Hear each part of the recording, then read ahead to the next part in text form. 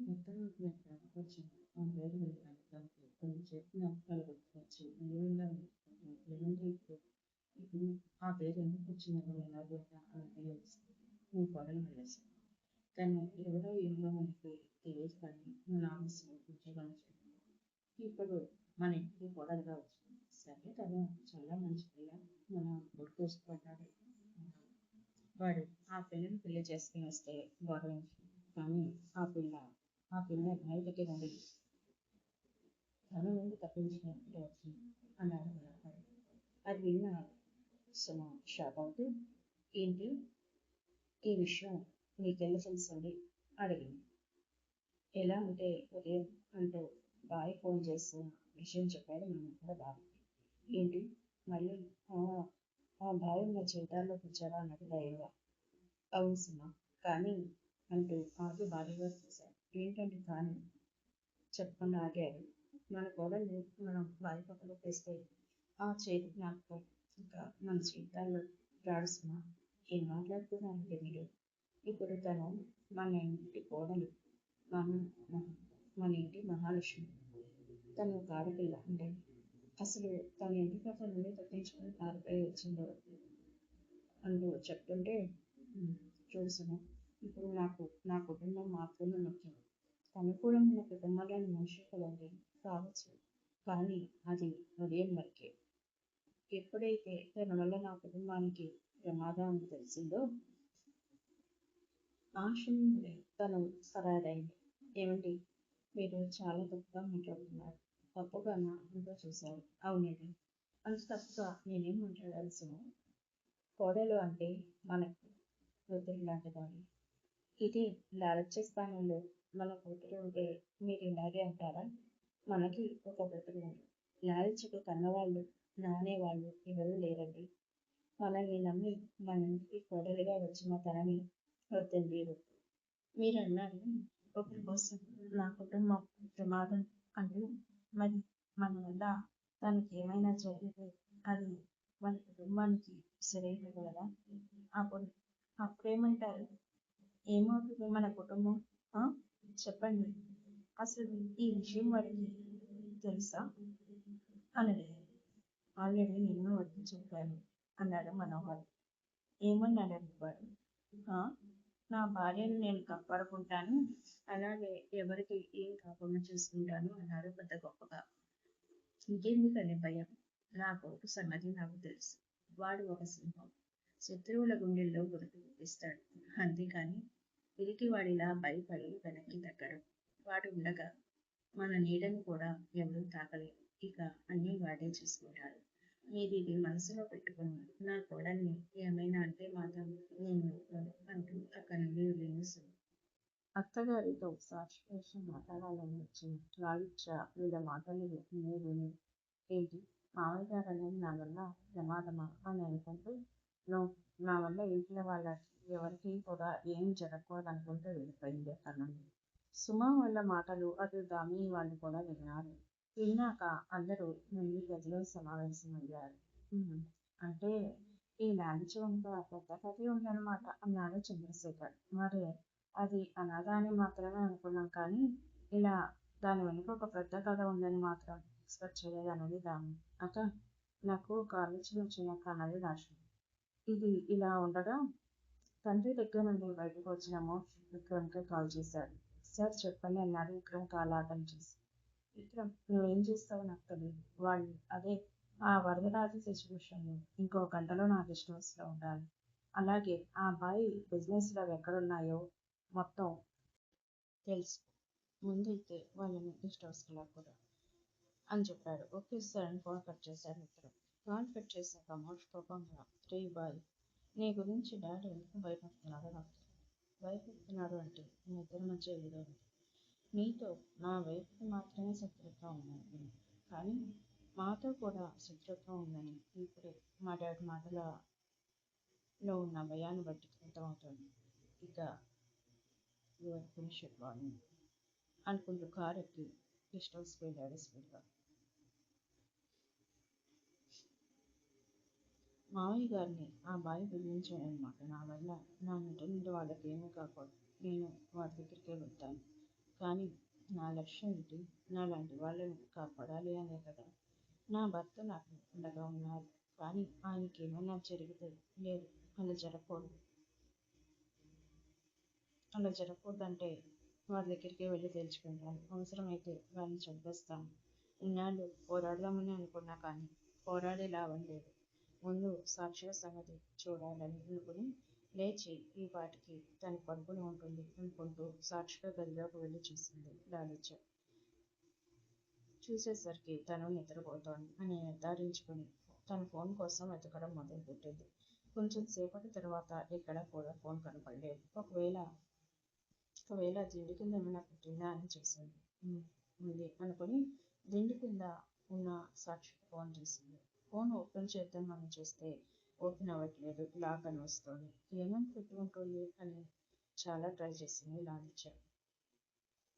ఇప్పుడు ఎలా అని ఆలోచించి సాక్షి దగ్గరికి వెళ్ళి తన ఫింగర్ ద్వారా ఫోన్ ఓపెన్ చేసి చూసిన లాలిత్య షాక్ అయింది. లాలిత్య షాక్కి కారణం ఆ ఫోన్లో ఉన్న మెసేజ్లు. అవి ఇలా ఉన్నాయి. హాయ్ డార్లింగ్, ఏంటి అప్పుడే పడుకున్నావా? ఏంటి? అవును, ఎప్పుడు చూసినా కలద్దామంటే రావు. ఏదో వంక పెడతావు. నేను నీ చూడకుండా ఉండలేకపోతున్నాను తెలుసా. నీ అందం నన్ను పిచ్చెక్కిస్తోంది.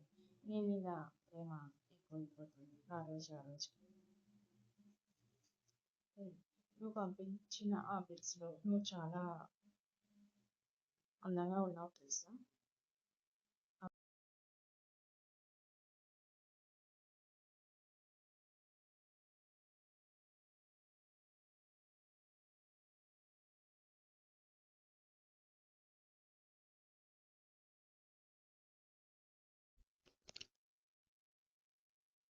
దానికి నువ్వు రిప్లై ఇస్తూ ఉండటం ఇది ప్రేమ కాదురా, ఈ వయసులో కలిగే ఒక ఆకర్షణ.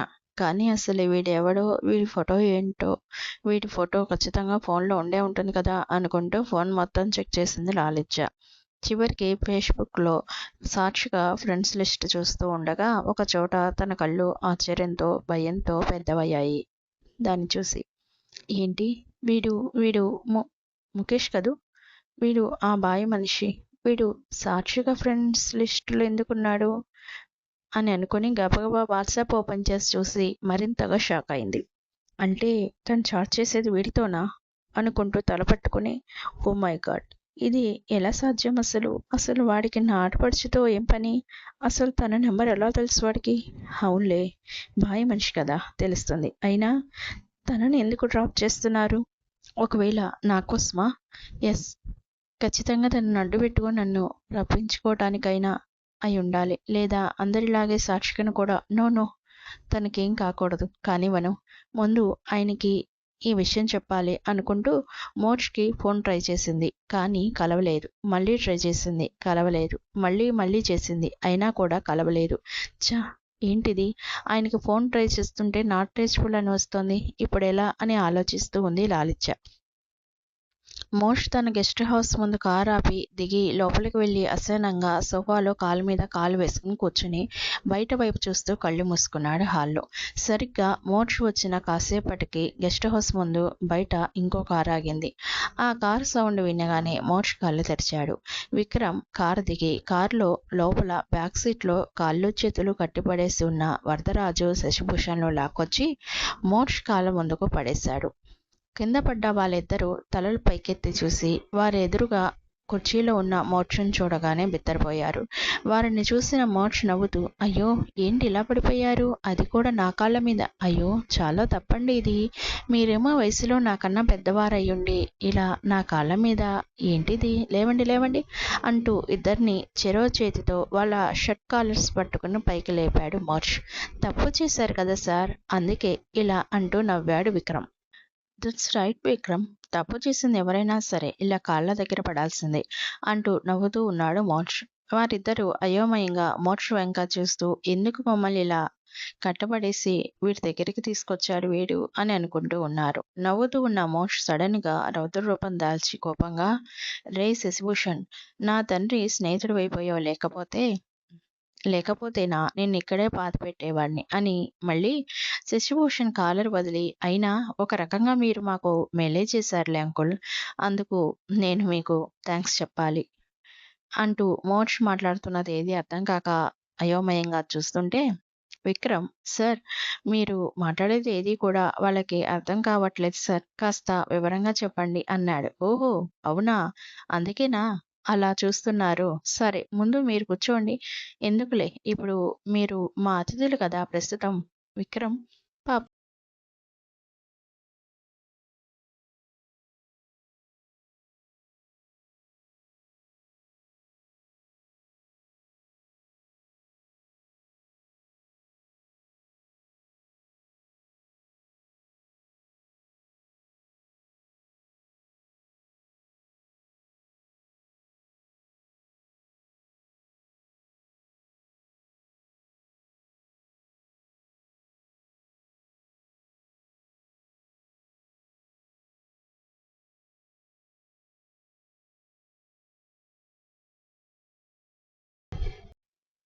హైదరాబాద్ వెళ్ళాల్సిన అవసరం రీజన్ ఏంటి అని అడిగాడు ముఖేష్.